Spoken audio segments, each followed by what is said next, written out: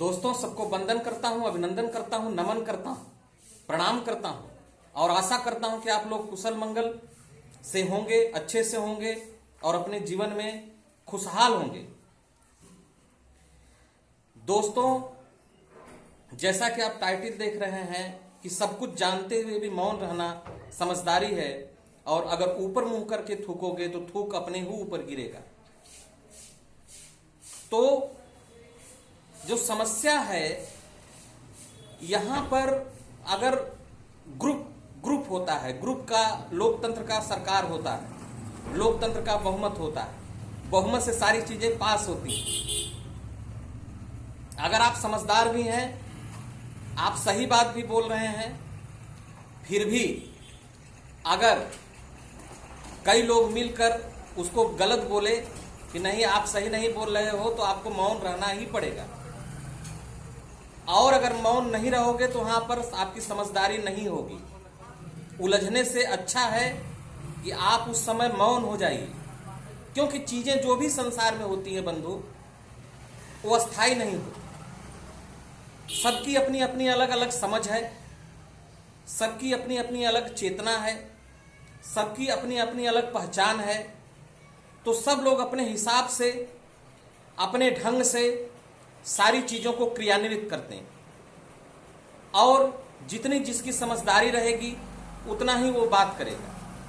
तो हो सकता है कि कुछ फैक्ट आप जानते हो जो सही भी हो, लेकिन अगर उसको 10 लोग मिलकर गलत बोलेंगे तो आपको मौन रहना ही होगा, क्योंकि अगर आप मौन नहीं रहेंगे तो आप विरोधी हो जाएंगे। समाज का यही रीत है, यही नीति है, यही जो भी कह लीजिए वही सब है। सामाजिक रूप से मनुष्य को किन किन चीजों से गुजरना पड़ता है वह मायने रखता है। इस पर एक कहानी भी थी कि एक बाघ को एक गीदड़ ने बोला कि आसमान हरा है और जमीन नीला है। तो बाघ ने बोला कि तुम गलत बोल रहे हो। तो पूरा गीदड़ों का झुंड आ गया और गीदड़ों का झुंड मिलकर बोले कि नहीं नहीं, आसमान हरा है और धरती नीला। तो बाघ अपनी बात को मनवाने के लिए शेर के पास गया, जंगल के राजा के पास। तो जंगल के राजा ने कहा, हाँ बिल्कुल गीदड़ सही बोल रहे हैं, आसमान हरा है और धरती नीला है। गीदड़ खुश होकर चले गए। वाह, बताओ तो जंगल के राजा ने मेरी बात मान ली।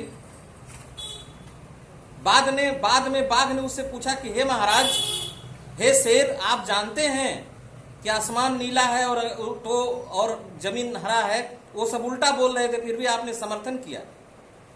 तो शेर ने कहा कि तुम्हें मौन रहने की सजा दी जाती है बाघ, तुम गीदड़ों से उलझे क्यों? अगर तुम समझदार थे, जानते थे, तो तुम्हारी यही सजा है कि तुम मौन रहो और तुम गीदड़ों से उलझने की तुम्हें सजा दी जाती है। गीदड़ों से उलझना नहीं है, जैसे मैं नहीं उलझा। तो शेर की तरह स्थिर होना, सेटल्ड होना, शांत होना बहुत बड़ी चुनौती है। सब कुछ जानते हुए, समझते हुए आपको शेर की भूमिका में रहना होगा और तभी चीजों को आप हैंडल कर पाएंगे। अन्यथा सब लोग अपनी बात मनवाने के लिए बिल्कुल तत्पर हैं, सब लोग अपनी बात मनवाने के लिए तत्पर हैं। आप मौन होकर तमाशा देखिए। सभी दोस्तों को नमन करता हूं, वंदन करता हूं, प्रणाम करता हूं।